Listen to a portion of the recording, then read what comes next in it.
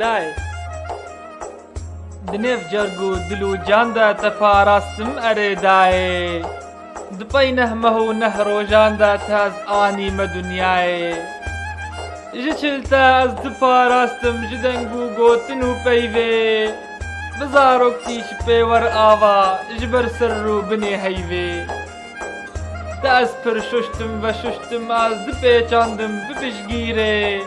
bi wî şîr û berê paqij dimêjandim ji pêsîrê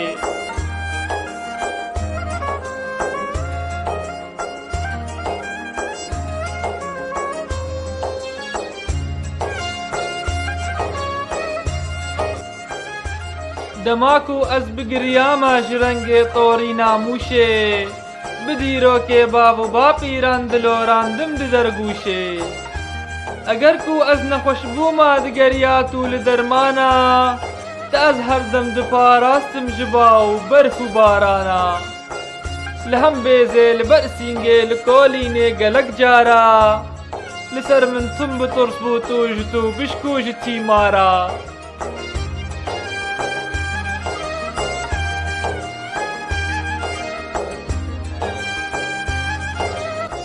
لسر من هر دم و جارا بآخ و نالین و توبو شوین عورو رشو طاری تو بی رازان و بی خوبو جمر هر دم دنر هندی لبر لاندکو هیلانه لبر گرما دهاوینه لبر سرما زوستانه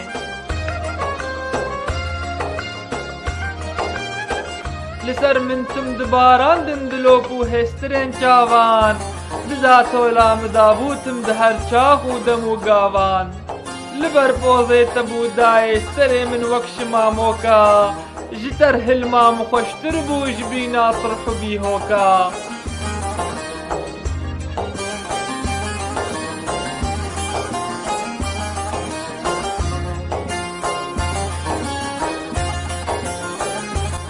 demak û bûme 6 salî erê dayê dilovanê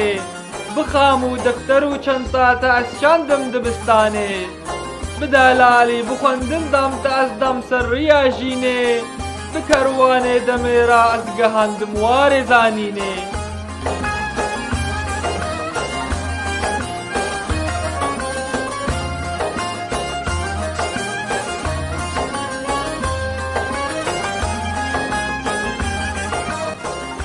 دم و دەورا tu pêrabû ji bîr nakim meh û sala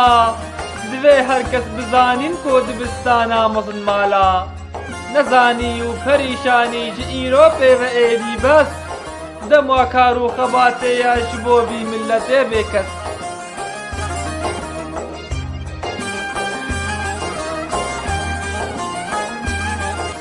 ger ev jîna minî taze ber karê welat dibî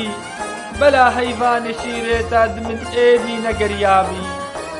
tu bawer bî ji min dayê bi can û dilşor eşvanim